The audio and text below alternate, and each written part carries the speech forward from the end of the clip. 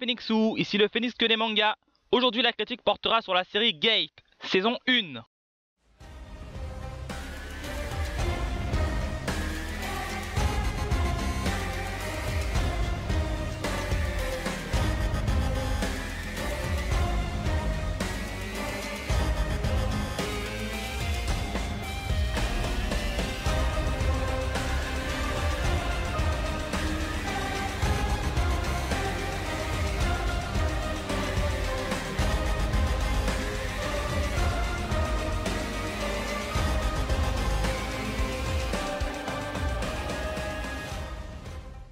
Cette œuvre de Yanai Takumi fut produite en anime par le studio A1 Pictures. Elle ne compte que 12 épisodes. Maintenant, place au synopsis. En plein milieu de Ginza à Tokyo, une porte géante apparaît.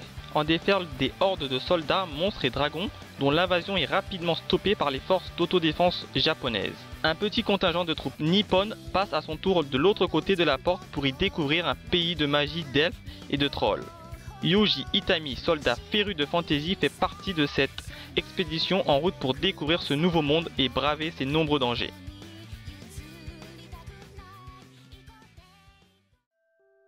Alors, le scénario vous donne envie de le regarder, hein? Moi, c'est ce qui m'a poussé à le faire, et devinez quoi? Ce n'est pas si mauvais que ça. Mais débutons par les points positifs. Le premier point, c'est le début de la série avec les 2 premiers épisodes qui sont de très bonne qualité. Certes, beaucoup d'entre vous diront que l'intrigue démarre très rapidement sans même nous faire découvrir les personnages, mais personnellement je préfère cela qu'à avoir des épisodes qui tourneront dès le départ, telle la série Reborn. D'ailleurs, pour cette dernière, la critique est disponible sur ma chaîne. Enfin bref. Après l'attaque surprise qu'ont reçue les Japonais, les forces d'autodéfense du pays décident donc de pénétrer par cette fameuse porte. Et là où je trouve que le scénario est plaisant, c'est qu'on suit plusieurs sous-intrigues en même temps. La première, c'est la découverte d'un autre monde et donc d'une culture nouvelle. Et la seconde, c'est bien entendu la guerre politico-mondiale pour le contrôle de cette gate.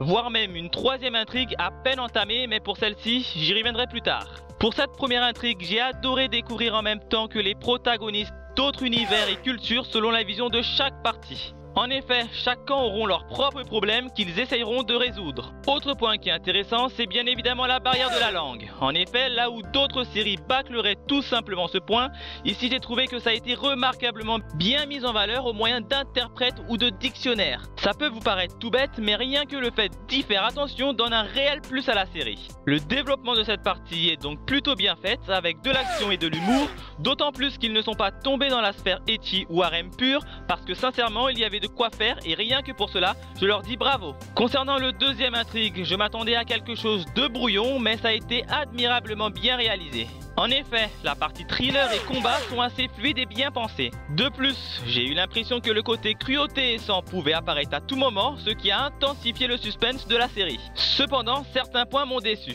La première, c'est la simplicité de l'histoire qui peut pourtant en ravir certains, mais pas moi. Ensuite, au niveau des combats, ça manque énormément de cruauté, de mort ou de sang, comme au début de la série par exemple. Car je pense qu'avec quelques scènes gore ou de cruauté, cela aurait été nettement meilleur. Le troisième aspect, c'est qu'il y a de nombreux points non approfondis, voire même pas expliqués, comme par exemple qui est à l'origine de l'apparition de cette fameuse gate. Enfin, le plus gros point noir provient d'une incohérence au niveau du scénario.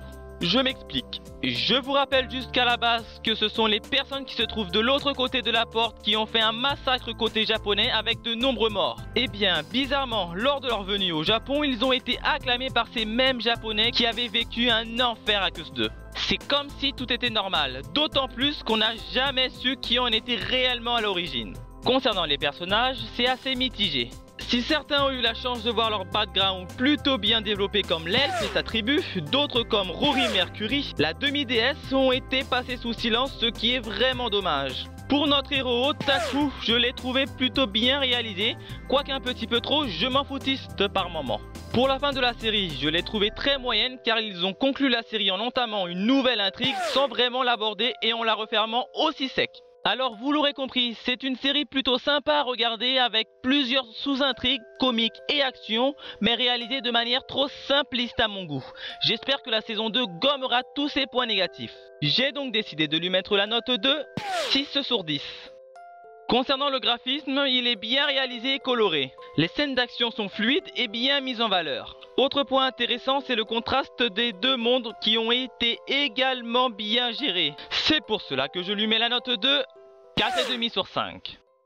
Concernant la bande son et plus précisément l'opening, elle est géniale. Assez dynamique, elle correspond bien à l'univers de l'œuvre. Voici un petit extrait.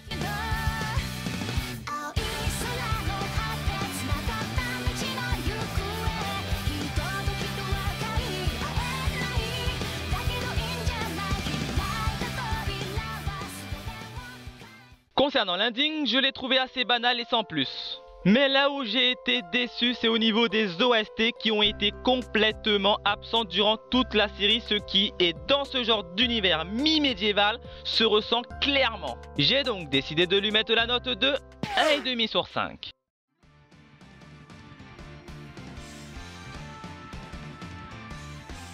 Alors pour conclure, je dirais que les points positifs, il y a un bon début, des sous-intrigues plutôt bonnes et des graphismes à couper le souffle. A l'inverse, pour les éléments négatifs, il y a une grosse incohérence au niveau du scénario, un manque de cruauté réelle, une absence d'OST et des personnages non approfondis. Ce qui fait une note de 6 sur 10 au scénario, 4,5 sur 5 au caractère design et 1,5 sur 5 à la bande son. L'anime Gate saison 1 obtient péniblement une note de 12 sur 20. Voilà, c'est tout pour aujourd'hui. Comme d'hab, n'hésitez pas à laisser votre avis sur cet anime, de la partager, liker et de vous abonner si vous appréciez mes vidéos. Sur ce, à la prochaine les petits. Bye.